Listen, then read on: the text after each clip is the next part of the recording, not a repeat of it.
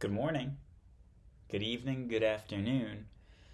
But remember, context is everything. My name's John Michael Monroy. I'm the founder and CEO of the Context is Everything Media Network. This is episode 32 of The Ambient Classroom. Now, yesterday I realized something. Do not carry on reading after finishing a section. I didn't write notes about the section that I read beyond, so if you listened yesterday, you'll know what I'm talking about. But either way, doesn't matter. I'm going to start from the top of section 3, chapter 6. World history textbook. I'm reading this to develop my context for world history cover to cover. Here live. Page 137 of 1007. Chapter 6, which is the ancient Roman Empire, Republican Empire. And this is the Roman Achievement. Section 3. Setting the scene. Marcus Tullius Cicero was a philosopher, politician, and passionate defender of law. As the Republic declined, he attacked ambitious men such as Julius Caesar. When Caesar came to power, however, he forgave Cicero, noting that more glorious to have enlarged the limits of the Roman mind than the boundaries of Roman rule. Romans such as Cicero and Caesar both had lasting impact. Through war and conquest, Roman generals carried the achievements of Roman civilization to distant lands. Yet, the civilization that developed was not simply Roman. Rather, it blended Greek, Hellenistic, and Roman achievements. And this is called Greco-Roman civilization, which is a brief heading. In its early days, Rome absorbed ideas from Greek colonists in southern Italy, and it continued to borrow heavily from Greek culture after it conquered Greece. To the Romans, emerging from their villages, Greek art, literature, philosophy, and scientific genius represented the height of cultural achievement. Their admiration never wavered, leading the Roman poet Horace to note, "Greece has conquered her rude conqueror." The Romans adapted Greek and Hellenistic achievements, just as the Greeks had once absorbed ideas from Egypt and the Fertile Crescent. The blending of Greek, Hellenistic, and Roman traditions produced what is known as Greco-Roman civilization. Today, trade and travel during the Pax Romana helped spread this vital new civilization. Pax Romana, 200 years of peace in Roman history. Heading: Literature, Philosophy, and History. In the field of literature, the Romans owed a great debt to the Greeks. Many Romans spoke Greek and imitated Greek styles in prose and poetry. Still, the greatest Roman writers used Latin to create their own literature. Subheading: Poetry. In his epic poem, the AENIED, AENEID, Virgil tried to show that Rome's past was heroic as that of the Greek. He linked his epic to Homer's work by telling how Aeneas, Aeneas, escaped from Troy and found Rome. Virgil wrote the Aeneid soon after Augustus came to power. He hoped it would arouse patriotism and help unite Rome after years of civil war. Other poets used verse to satirize or make fun of Roman society. Horace's satire were gentle, using playful wit to attack human folly. Juvenal and Martial were more biting. These are two individuals. Juvenal and Martial, or Martial. Martial's poems were harsh and he had to use Martial's poems were so harsh that he had to use fictitious names to protect himself from retribution. History. Roman historians pursued their own theme, the rise and fall of Roman power. Like the poet Virgil, the historian Levi sought to rouse patriotic feelings and restore traditional Roman virtues by recalling images of Rome's heroic past.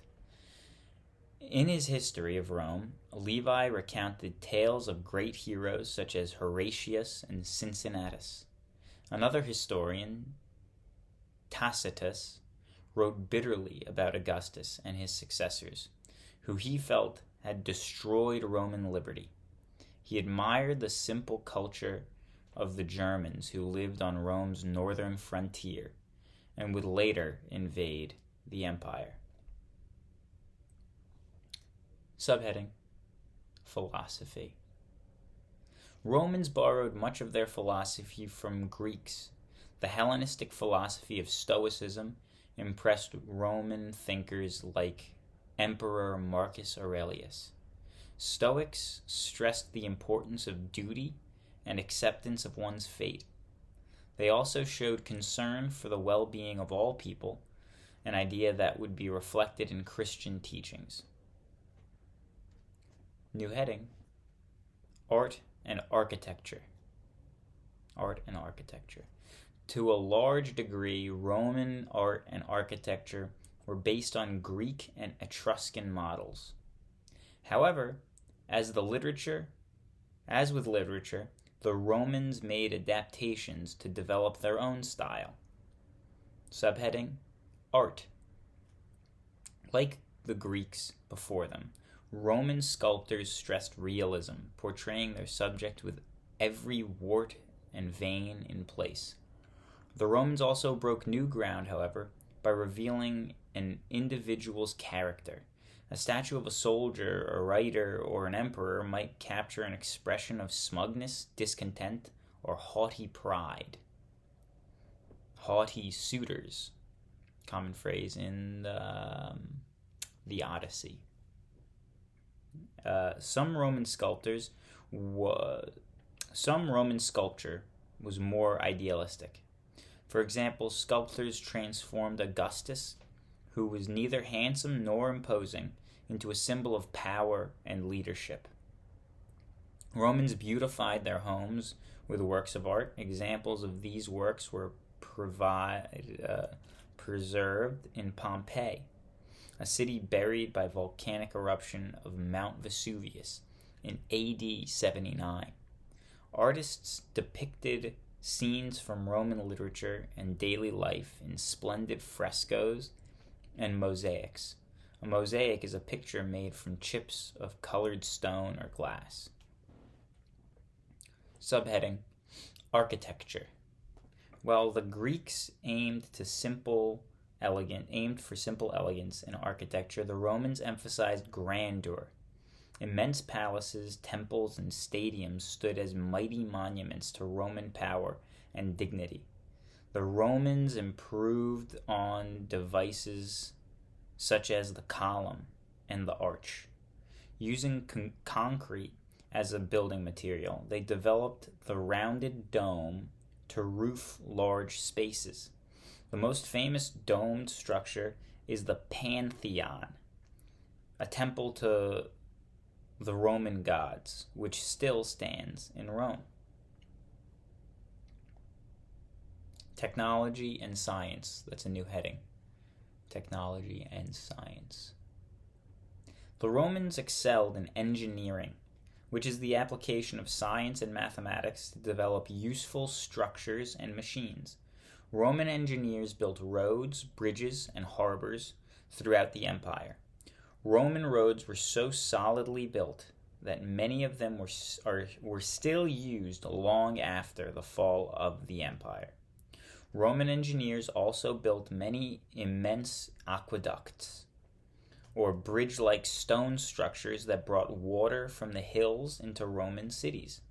The wealthy had water piped in, and almost every city boasted public baths. Here, people gathered not only to wash themselves, but to hear the latest news and exchange gossip. The Romans generally left scientific research to the Greeks, who were by that time citizens of the empire.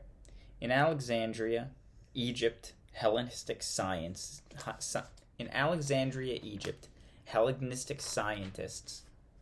exchanged ideas freely. It was there that astronomer, mathematician Ptolemy proposed his theory that the Earth was the center of the universe, a mistaken idea that was accepted in the Western world for nearly 1,500 years. The Greek doctor Galen advanced the frontiers of medical science by insisting on experiments to prove a conclusion. Galen compiled a medical encyclopedia summarizing what was known at the time. It remained a standard text for more than 1,000 years. New heading, Roman law. Roman law. "Let justice be done," proclaimed a Roman, saying, "though the heavens fall." Probably the greatest legacy of Rome was the commitment to the rule of law and to justice. During the Roman Empire, the rule of law fostered unity and stability. Many centuries later, the principles of Roman law would become the basis for legal systems in Europe and Latin America. Two systems during the Republic of Rome. Subheading. During the Republic, Rome developed a system of law known as the civil law that applied to its citizens. As Rome expanded, however, it ruled many foreigners who were not covered under the civil law. Gradually, a second system of law, known as the law of nations, emerged. It applied to all people under Roman rule, citizens and non-citizens. Later, when Rome extended citizenship across the empire, the two systems merged. Subheading, Common Principles. As Roman law developed, certain basic principles evolved. Many of these principles are familiar to Americans today. An accused person was presumed innocent until proven guilty. The accused was allowed to face the accuser and offer a defense against the charge. Guilt had to be established, clearer than daylight, in quotes, through evidence. Judges were allowed to interpret the laws and were expected to make fair decisions. Well, that's the end of that section, and as I learned yesterday, I'm not going to carry on into the next section because it seems like a wholly disorganized practice. There is Vesuvius eruption page here, which I'm going to read through. I think that this is a bizarre photograph. If you can open up the screen here. This is a bizarre photograph of what I'll read about in a second. But just take a look. I've been to Pompeii as a small child, and it is weird to see the stonified corpses of these people from quite some time ago. Vesuvius erupts. One summer day in AD 79, the townspeople of Pompeii, a wealthy Roman resort town, felt tremors and heard a low rumble, but were not alarmed. Though they lived in the shadow of a huge volcano, no one could remember the last time it had erupted. Within hours, a giant explosion had ripped off the mountaintop. Within 2 days, the town of Pompeii had disappeared. Before the eruption, Pompeii was a busy town. Its fanciest homes boasted beautiful mosaic floors and colorful murals. The ash started to fall. As the ash started to fall, many people tried to flee, while others sought safety in their cellars. Still, most people suffocated and were buried in the ash.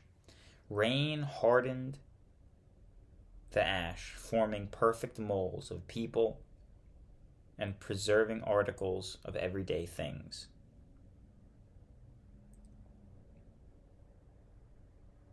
Bizarre. With little warning, mountains of Vesuvius exploded gas and hot liquid rock and burst through the cone, shooting ash through the whole rocks, ash and whole rocks into the air. Spectacular lightning bolts and clouds of ash filled the sky. How bizarre. How truly, truly bizarre. I'm going to write a sticky note. I'm going to make a thumbnail. I'm going to post this up. Good evening, good morning, good afternoon. Remember, context is everything.